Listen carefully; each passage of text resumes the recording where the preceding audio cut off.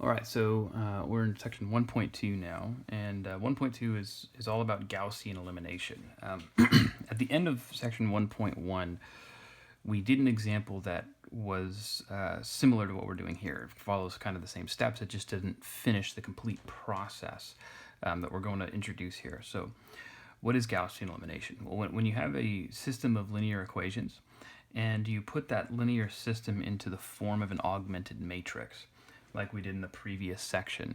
The goal is to use row operations on that augmented matrix so that you reduce it down to a form that makes the system easy to solve. Now, what we did in the previous section, 1.1, in our last example, is we managed to get the augmented matrix in what's called row echelon form. So I'm going to talk in a little bit more detail about what that actually means. Okay, the process of using those row operations to get that augmented matrix down to row echelon form, which in writing you're going to see me write REF for that. The process of using those row operations is called Gaussian elimination. And if you remember in that example, we solved our system once it was in row echelon form using back substitution. In other words, we were immediately able to find the solution for our last variable. It was z in that example. And then knowing a solution for z allowed us to use the second to last row to solve for y. And then knowing z and y allowed us to plug those values into the first equation, the first row, and solve for x. That's back substitution. Okay. However, in practice, we actually go further than that usually when we're using row operations on an augmented matrix. So let's jump down here really quickly, and we'll come back up and talk about these things once we've talked about this. What is row echelon form? Well, if you have an augmented matrix, we say that the augmented matrix is in row echelon form if it satisfies these first three properties right here. First of all, if a row does not consist entirely of zeros, then the first non-zero number in the row should be a 1. And we call that one a leading one. That's important terminology. Okay, the second property. If there are any rows that consist entirely of zeros, they're grouped together at the bottom of the matrix. So we push all of the zero rows all the way to the bottom. And then 3, if any two successive rows, meaning one after the other, that do not consist entirely of zeros, the leading one in the lower row should occur farther to the right than the leading one in the higher row. So here's an example illustrating this. First of all, let's check the first condition. Any row that does not consist entirely of zeros should have as its first non-zero entry a 1. So we see a 1 showing up here. And then in the second row, I have zeros, but then my first non-zero entry is a 1. Third row, I have zeros, and then my first non-zero entry is, again, a 1. And so these 3 ones would be what we call the leading ones for this augmented matrix. Okay, and then I do have a row of zeros here as well, and it was grouped down at the bottom. So the first 2 properties we just verified. The third property, if you have 2 successive rows that don't consist entirely of zeros, then the one in the lower row should be further to the right than the one in the higher row. So starting up here, my first leading one is all the way to the left. My next leading one is further to the right than the one above it. And then the next leading one is further to the right than the one above it. So they kind of go in this, left to right sort of sequence as you go from top to bottom. All right, this again, that's what we call row echelon form. And if this represents a system of equations, once we get it in this form, we can solve that system using back substitution. Now, like I said, normally we go further than that. What we typically do is try, once we get it into this form, to find all of our leading ones and use more row operations to then get zeros above our leading ones. So that's this fourth condition here. If you have a matrix that's already in row echelon form, and if it also satisfies this fourth condition, so every column containing a leading one should have zeros everywhere else in that column. Remember, that means zeros below but also above the leading ones in that column, then we say that that augmented matrix is in reduced row echelon form, or RREF. You'll see that notation up here. Okay. The process of going that extra step and satisfying this fourth property, getting those zeros throughout the columns containing those leading ones, is called Gauss-Jordan elimination. So Gaussian elimination takes me this far. Gauss-Jordan elimination takes me further and gets me this far. All right. Now, so this case right here, you can take a look at this. It satisfies all three of the first properties, but of the four columns in this matrix that have leading ones in them, the entries in that column, aside from the leading one, are all zeros. That's what makes it a reduced row echelon form. All right. Now, once again, we know the elementary row operations that we can use to get a matrix in this form. We talked about it in section 1.1, and what I want to do now is introduce some notation that we're going to use to basically show our work when we're doing Gaussian elimination or Gauss-Jordan elimination. So this is a review of those elementary row operations. If we want to multiply a row by a constant, we're going to use this notation. Suppose we would like to multiply row n by the non-zero constant a and replace row n by whatever we get from doing that. We use this notation, a Rn. So Rn represents the row, a is the constant being multiplied to it. This arrow tells me it's going to point towards whichever row I'm replacing by this one. So a times row n will replace row n. That's what that means. Okay. Second, we know that we can interchange any two rows. That's an elementary row operation. So if we want to interchange rows m and n, we use this double arrow notation. Row m and row n will be swapped. That double arrow indicates that. Okay, and then finally, if we want to multiply a row by a constant and then add the result to another row, we use this notation. So again, let's suppose that we're multiplying row m by the non-zero constant a, and then adding that to row n. Algebraically, that would look like a times rm plus rn. That would represent the new row, and that's going to replace the row that it was added to, rn in this case. You'll see in the examples that we do a few examples in this section, how we incorporate this notation. Okay? Now, Gaussian elimination, which gets us to row echelon form, this. If the ultimate goal is to get this augmented matrix in reduced row echelon form, we think of it in two separate phases. So the Gaussian elimination that gets me this far is called the forward phase. And again, the goal here is to get leading ones and then zeros below each leading one. And the leading ones should be occurring further to the right each time we move down a row.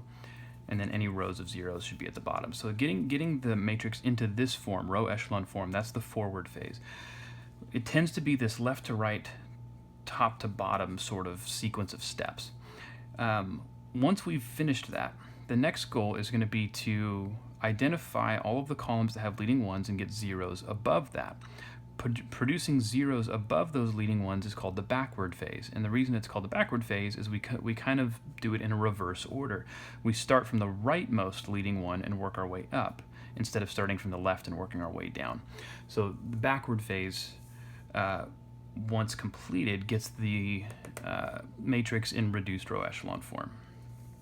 Finally, some more notation, or some more terminology.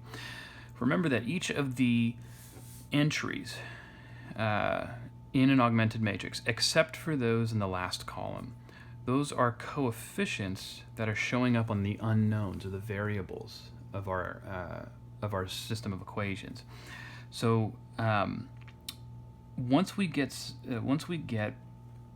our augmented matrix into either row echelon form or reduced row echelon form, anywhere where a leading one occurs, the variable that corresponds to that column is going to be called a leading variable. So the leading ones correspond to leading variables. All other columns, if they don't contain a leading one, we call those free variables. So for example, let's just take this reduced row echelon form for this augmented matrix right here.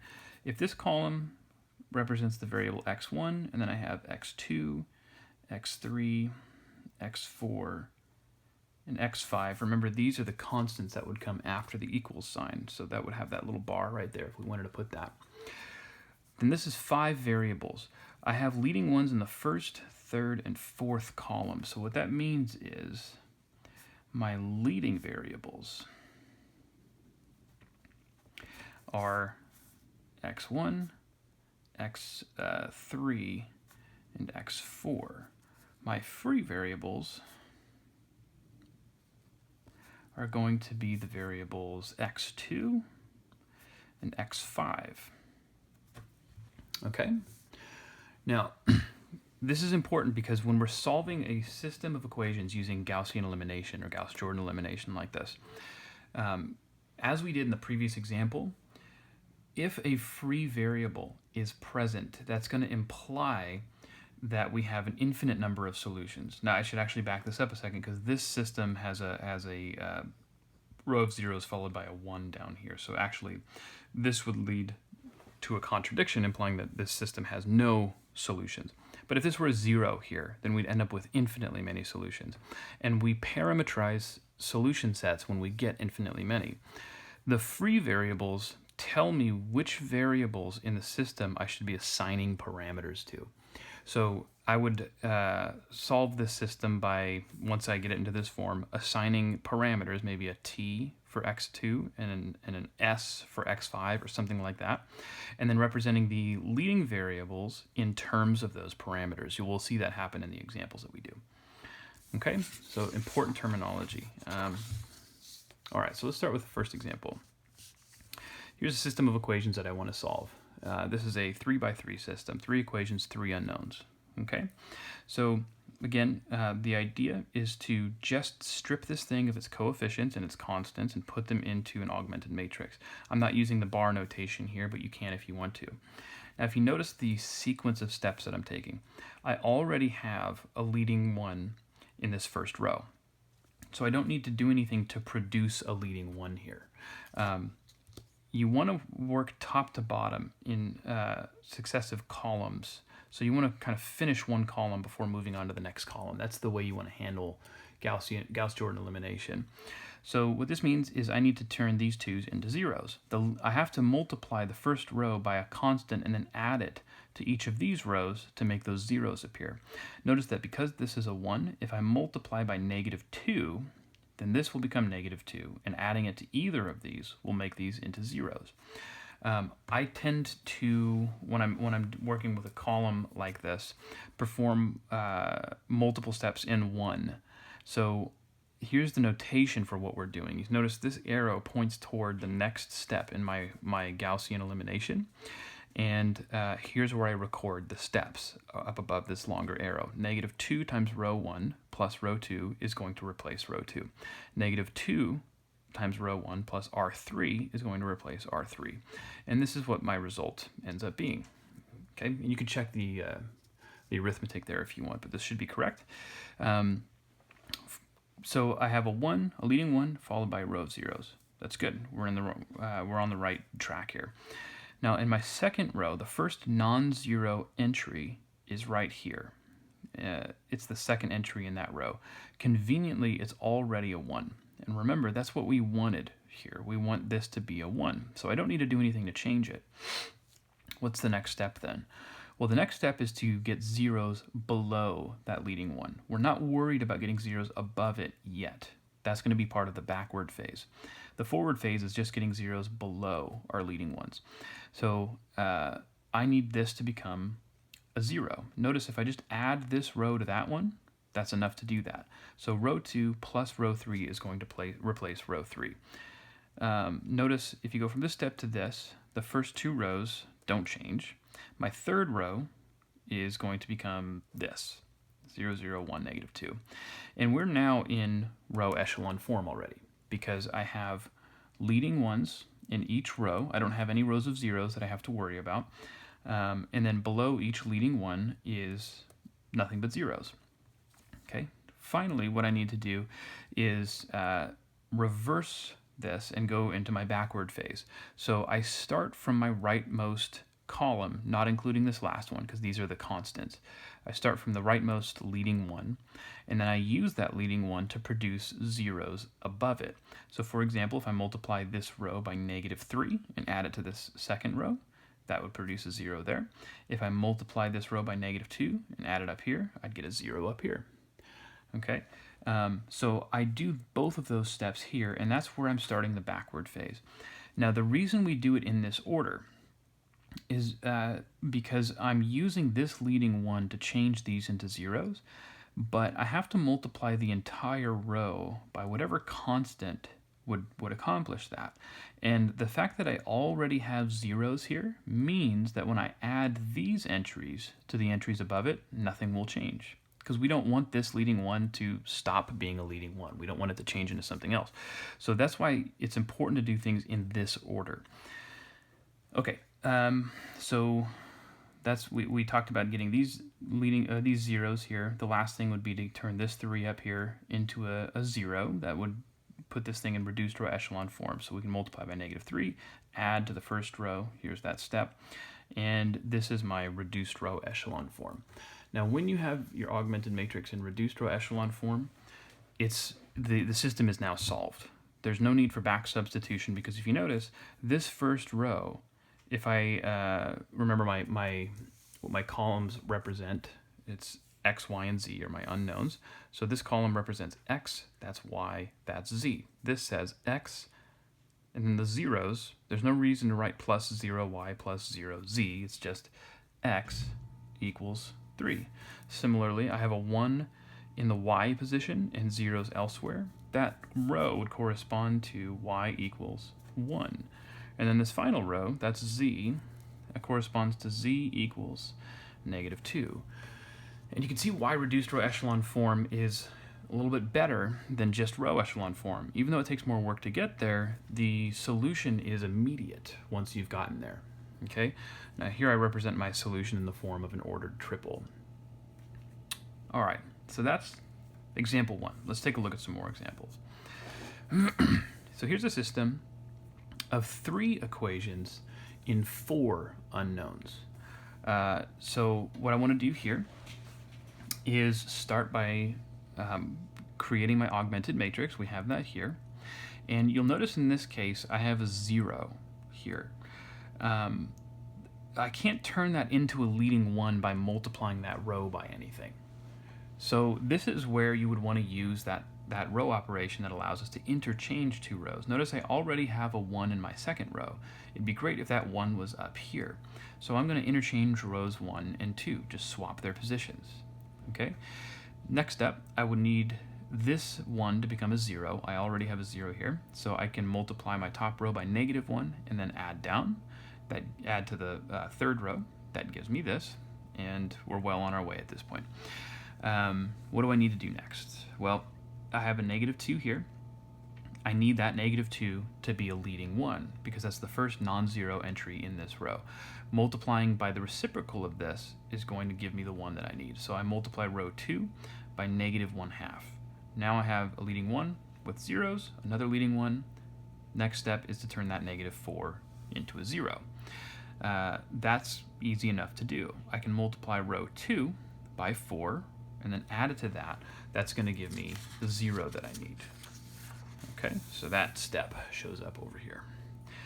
So I have a 1 followed by a 0, and we actually stop at this point because if you look at what we have, even though the goal was just to get a 0 right here, multiplying that row by 4 and adding to row 3 actually produced zeros everywhere except for my very last entry.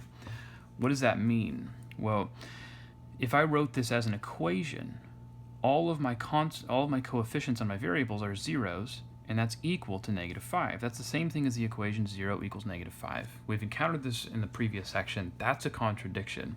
And so right away we know that this system has no solution. There's no need to continue with Gauss-Jordan elimination and try to get this in reduced row echelon form because this is where we can solve, and we just say no solution. Okay? All right. I think I'm going to do example 3 in the next video because we're getting a little short on time for this one. So let's do that.